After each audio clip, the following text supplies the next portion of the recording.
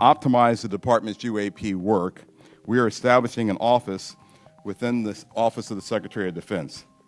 That office's function is clear: to facilitate the identification of previously unknown or unidentified airborne objects in a methodical, logical, and standardized manner. Unidentified aerial phenomena are a potential national security threat, and they need to be treated that way. For too long, the stigma associated with UAPs has gotten in the way of good intelligence analysis. Pilots avoided reporting or were laughed at when they did. DoD officials relegated the issue to the back room or swept it under the rug entirely, fearful of a skeptical national security community. Today, we know better. UAPs are unexplained, it's true, but they are real. They need to be investigated, and many threats they pose need to be mitigated. What are we observing? What you see here is aircraft that is operating in a U.S. Navy training range that has observed spherical object in that area, and as they fly by it, they take a video. You see it looks reflective in this video, somewhat reflective, and it quickly passes by the cockpit of the aircraft. And is this one of the phenomena that we can't explain? I do not have an explanation for what this specific object is. And if you're able to answer this in this setting, are we aware of any foreign adversary capable of moving objects without any discernible means of propulsion? I think I would, without discernible means of propulsion, I would say that we're not aware of any adversary that can move an object without discernible means of propulsion. I would caution, I would simply say that there are a number of events in which we do not have an explanation, in which, and there are a small handful in which there are flight characteristics or signature management that we can't explain with the data that we have. You know, obviously something like this can be a national security challenge for us, no doubt about it. If they're developed by an adversary through some breakthrough technology, they can be very disruptive to our military actions, or at least serve as a distraction. So my caution would be careful who we share our data with, and don't necessarily trust some of the data we may get from someone else.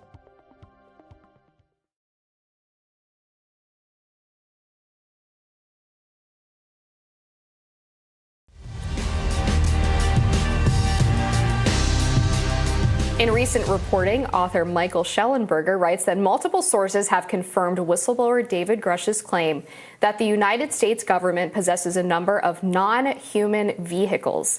These sources are, quote, either high-ranking intelligence officials, former intelligence officials, or individuals who could be verified as being involved in the United States government UAP efforts for 3 or more decades, according to his reporting. Schellenberger writes that the individuals said they had seen or been presented with, quote, credible and verifiable evidence that the U.S. government and U.S. military contractors possess at least 12 or more alien spacecraft, some of which they shared with AARO or the All-Domain Anomaly Resolution Office, quote, which AARO has refused to provide Congress. The office reportedly said it has not discovered any verifiable information, end quote, because it does not have the authority to verify it and may not want to verify it. Joining us now to discuss is Twitter Files author and author of Apocalypse Never, Michael Schellenberger. Thank you for being with us, Michael. Good to be with you. So, confirmation, aliens are real. This is exciting. What do you make of the baker's dozen of alien spacecraft that we have? Well, I think it's worth just pointing out that this is very shocking. The whistleblower in question, David Grush, used a term ontological shock, which is a little bit of jargon, but what he means is that the idea that we are not alone in the abstract is something that everybody, I mean, not everybody, but many people, the large majority of people agree with, that we are almost certainly not alone in the universe. However, the idea that there may already be contact or have been contact for quite a while between the U.S. military and non-human intelligence, non-human life forms is very shocking, and it's shocking for me personally.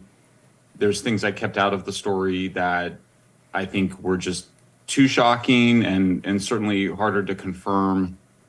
But I do think it's clear that the conversation about this has progressed from the idea that the Pentagon simply has some videos to a large and growing number of people with reason to know who say that, in fact, there are non-human spacecraft. That is very intriguing that there's things that you left out of the story. I hope that you'll continue to investigate them. I'm wondering how exactly these sources determined that these crafts were non-human. Was it the material they were made out of, the method of construction? How exactly did they make that determination?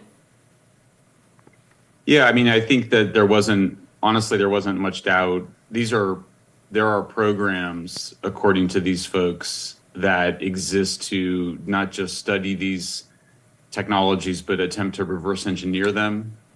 There was some, disagreement or different levels of knowledge about the success in that. Certainly, the idea had been that there was efforts to try to operate these craft or reverse engineers to create them.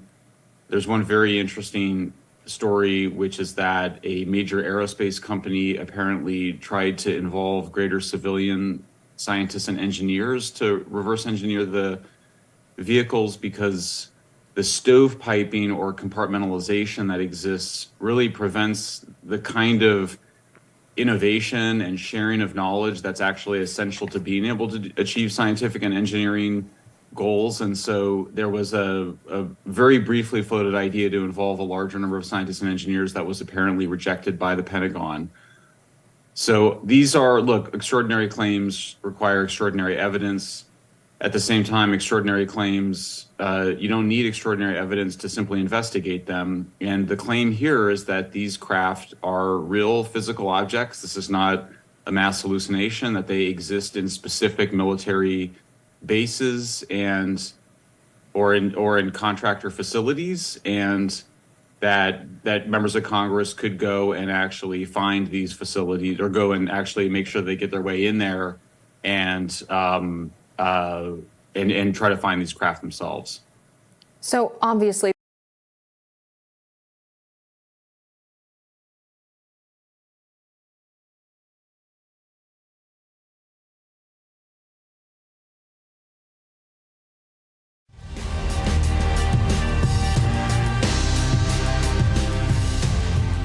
Decorated former combat veteran David Grush went public last week with claims that the U.S. has a decades-old UFO retrieval program.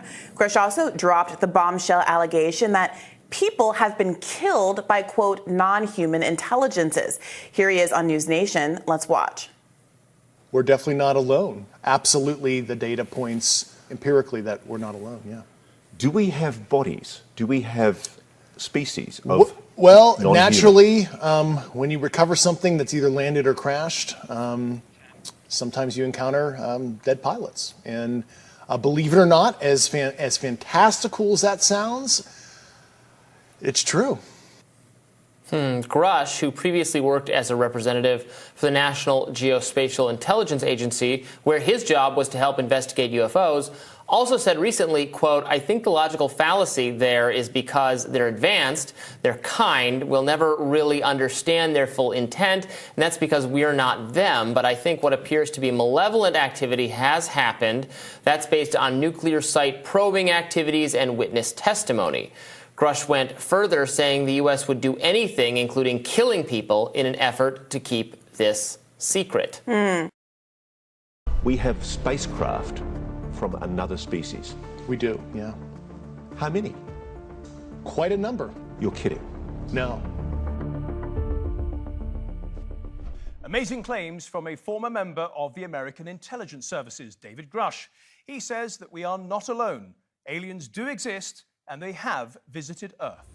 The US government has hard evidence, he says, in the form of several spacecraft and even alien bodies. He claims the US government has been hiding all of this from the public as part of a sophisticated disinformation campaign. Now, for years, those claiming these strange sightings were aliens were treated as cranks and conspiracy theorists. Now it appears they may have been right all along. You are saying to the human race, for the first time, an official intelligence representative at a high level from the US government is saying publicly, we are not alone. We're definitely not alone. UFOs exist. The U.S. government found quite a number of them, and they are indeed of non-human origin. The whistleblower's shocking new claims about our country's research into UFOs. The bombshell claim about UFOs. A former U.S. intelligence official, an Air Force veteran, claims a top secret program is withholding evidence of alien spacecraft. David Grush, let's find out who he is and what his credentials were. He's a decorated veteran. He's described as beyond reproach. It's not just him, it's multiple intelligence officials who have reported on this to Congress. He essentially said that they are illegally hiding it from Congress, and they are illegally hiding it from the American people, but they have off-world craft in possession. We have spacecraft from another species. We do, yeah. How many? Quite a number. You're kidding. No. I thought it was totally nuts, and I thought at first I was being deceived. It was a ruse. People started confiding in me. They approached me. I have plenty of current and former senior intelligence officers that came to me, many of which I knew almost my whole career, that confided in me they were a part of a program. They named the program. I've never heard of it. And they told me, based on their oral testimony, and they provided me documents and other proof. If you're right, if you're telling us the truth, everyone, the entire American public, has been lied to for decades. Yeah, there's a sophisticated disinformation campaign targeting the U.S. populace, which is extremely unethical and immoral. Do we have bodies? Do we have species of Well, non-human? naturally, when you recover something that's either landed or crashed, sometimes you encounter dead pilots. And believe it or not, as fantastical as that sounds, it's true. Okay, let's bring in our guest now. And today we have Nick Pope, who used to run the British government's UFO project. He thinks there's a possibility there's life in space, but no conclusive evidence yet. And we also have Stephen Bassett, a political activist who believes there is irrefutable evidence that extraterrestrial life does exist. Welcome to both of you. Nick Pope, if I may start with you. Very simply, what do you make of David Grush's claims? Well, there's an old saying in the intelligence analysis community, interesting if true. And this is perfect for this situation. David Grush is who he says he is, and he sat in the Air Force and in the United States intelligence community in a position where he absolutely did have direct involvement with this subject. He was a member of the Unidentified Aerial Phenomena Task Force. But at the moment, while these claims are absolutely sensational and really fascinating, they are not yet validated. And that validation, I think, will have to come from the United States Congress, which is pressing the US government on this issue anyway. So David Grush's claims are simply going to fit in alongside some other claims which have been received. And the intelligence committees in Congress, both in the Senate and the House, are going to have to try to get to the bottom of this. I hope it's true. I mean, this would be an amazing story and it would change everything. But I don't think we ought to yet say that it's proven, because it's not. Grush says he's putting his reputation on the line. He's risking his personal safety. What more do you want to see from him? Well, I think by his own admission, he has not seen any of this material. He talks about a crash retrieval program. He has personally seen no spaceships, no wreckage. So he's one step removed from this program that he has said exists somewhere in the military intelligence community. So what we really need is confirmation that that program exists. We need its name. We need the name of the director, the name of the agency in which it's embedded. And frankly, you know, at the moment, with the best will in the world, this is a great story, but we actually need to get our hands on the physical debris that he says exists so that scientists can test it. Stephen, do you believe David Grush? I have high confidence that what he's saying is correct. We know quite a bit about his efforts to come forward, filing of complaint with the IG office, the DOD, or the IG at the Intel offices. I know the attorney involved. He has been trying to come forward for some time, but he has been patient to a degree. But ultimately, he had to get aggressive because he was getting death threats and other problems because he had come out within government, but still there were people in government that didn't like that. This is one of the reasons why recent legislation in the Senate, which was eventually signed by the president, called for more protection for witnesses, including a paragraph indicating that they could sue the government. Now, that was taken out of that legislation before it was signed by the president. We have been heading towards hearings, most likely, hopefully, in the Senate Intelligence Committee, chaired by Mark Warner. There are a number of witnesses, well over a dozen, maybe more, who have been interviewed by AARO. We think they're being interviewed by members of the staff. And he might well have been one of those witnesses. But he has jumped the gun, you might say. He lost patience and was concerned for his safety. And so he went public with the assistance of journalists Leslie Kean and Ralph Blumenthal. They approached significant entities like the Post and the Times, but they simply couldn't take on a story that big in that quick of time. So they went to the debrief, they went to News Nation and put it out. But I'm quite sure that when the Senate hearings begin, and they could be called at any time, he will be, along with quite a few other military witnesses, a witness, and he will say under oath that while working for the task force, he talked with individuals who do work in those programs, who cannot come forward, and he will give that testimony. And eventually, those people, the ones that he talked to that worked in those programs, they will also be sitting in front of the Intel Committee, and they will tell us directly. So I have complete confidence in this. Just quickly, if the government is trying to cover everything up and has been heading a disinformation campaign for many, many years, why did they give him authority to talk about it now? Yes. The truth embargo, as I call it, it's not a cover-up, it's a truth embargo, is essentially over. The stigma is gone. The media is producing thousands of articles. There's been legislation 3 consecutive years. The truth embargo on the ET presence is essentially coming to an end. I expect hearings very soon, and I expect the President of the United States to confirm to the American people and the world that we are engaged with non-human intelligence or extraterrestrials, whatever you want to call them. That should happen this summer. David Grush has played a role. He got out ahead of things a little bit. Right. For concern for his safety. I don't have a problem with that. Okay, well, we look forward to that. Now, David Grush, of course, is just the latest in a line of people, a long line of people to make claims about UFOs, a line that actually goes back further than you might think. The whole fleet of them, look on the ASA. My gosh. They're all going against the wind. The wind's 120 knots from the west. I won't take it. We tend to think of UFOs as a modern phenomenon. While the US government is ready to officially acknowledge UFOs now, it wasn't always the case. Here's a sample of presidents, past and present, being rather coy, to say the least.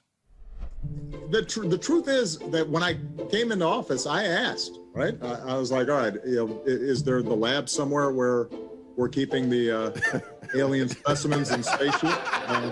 They did a little bit of research, and the answer was no. We made every attempt to find out everything about Roswell. And we also sent people to Area 51 to make sure there were no aliens. President Clinton told me that if he had seen evidence, he would tell everyone that he'd seen it. Do you feel the same way? No. No, you wouldn't. You don't think we can handle it? No, I'm afraid. It might spin you into orbit. Okay. I won't talk to you about what I know about it, but it's very interesting. But Roswell's a very interesting place with a lot of people that would like to know what's going on. There are things flying around up there that we haven't fully identified yet. Pilots have come in and they said, and these are pilots that are not pilots that are into that particular world. But we have had people saying that they've seen things. Did you look? Did you see? Did you explore? I can't reveal anything. Oh, really? Because President Clinton said he did go right in and he did check and there was nothing. Well, you know, that's what we're instructed to say. President Obama says that there is footage and records of objects in the skies, these unidentified aerial phenomenon, and he says we don't know exactly what they are. What do you think that it is? I would ask him again. Thank you.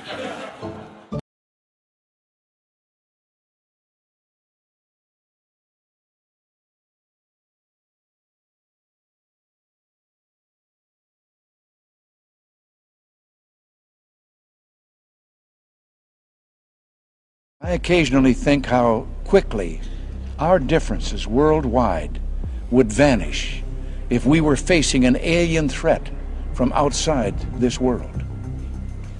And yet, I ask you, is not an alien force already among us? For years, there have been whispers and rumors that the government had aircraft of non-human origin. This report is the first evidence it might be true.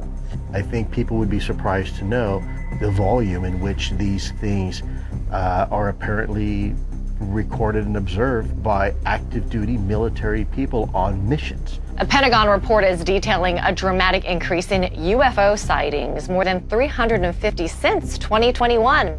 36-year-old Air Force veteran David Grush is exposing what he calls a top-secret military program that has reportedly found wreckage of fully intact UFOs. In June of 2023, UFO whistleblower David Grush made some astonishing claims. He claimed that the United States government had been overseeing a decades-long clandestine UFO, UAP crash retrieval and reverse engineering program, and that this program was in possession of a dozen or more craft of non-human origin, as well as the bodies of the pilots of some of those craft. You are one of the most trusted former intelligence officials in the US defense and intelligence establishment. Yes, I was. You were trusted with the most intimate secrets. Yes. Grush sitting down with award-winning investigative journalist Ross Coulthart, who's reporting for News Nation and has spent years reporting on the UFO question. What conclusion did you come to at the end of your time on the UAP task force? The UAP task force was refused access to a broad crash retrieval program. When you say crash retrieval, what do you mean? These are retrieving non-human origin technical vehicles, call it spacecraft if you will, non-human, exotic origin vehicles that have either landed or crashed. We have spacecraft from another species. We do, yeah.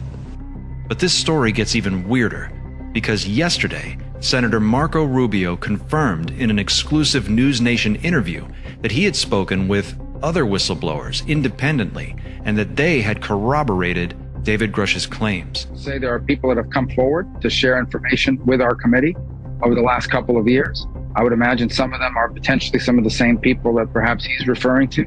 I want to be very protective of these people. A lot of these people came to us even before these protections were in the law for whistleblowers to come forward. Some are public figures, and you've heard from them in the past. Others, have not shared publicly. And so we're trying to gather as much of that information as we can. And the reason why I'm being cautious, I'm not trying to be evasive, but I am trying to be protective of these people. Some of these people still work in the government. And frankly, a lot of them are very fearful of their jobs, fearful of their clearances, fearful of their career. And some, frankly, are fearful of harm coming to them. So that category of people who have firsthand knowledge, who say they have actually seen these kinds of things, do you find many of them credible? Well, I don't find them either not credible or credible because we have no basis. Understand, some of these claims are things that are beyond sort of the realm of what any of us has ever dealt with. Now, if you're new to the UAP UFO disclosure conversation, it can be a little bit of a rabbit hole. So let's go through a list of some of David Grush's claims. Grush said that he saw documents reporting that Benito Mussolini's government recovered a non-human spacecraft that the Vatican and the Five Eyes Alliance assisted the U.S. in procuring. Yes, that is something that I actually said out loud. This sounds like the plot of a Steven Spielberg movie. I so desperately want this to be true. Let's go on. Grush filed a whistleblower complaint with an Intelligence Community Inspector General in June 2021 while serving as the National Reconnaissance Office representative to the UAP task force. In it, he maintained that UFO-related classified information has, quote, been withheld and or concealed from Congress by elements of the intelligence community to purposely and intentionally thwart legitimate congressional oversight of the UAP program. Grush says that we have intact and partially intact vehicles of non-human origin. And in his Ross Coulthard interview, he actually alludes to the idea that we actually found some of these craft basically with the door open, the lights on, and nobody was inside. Unbelievable claims if true.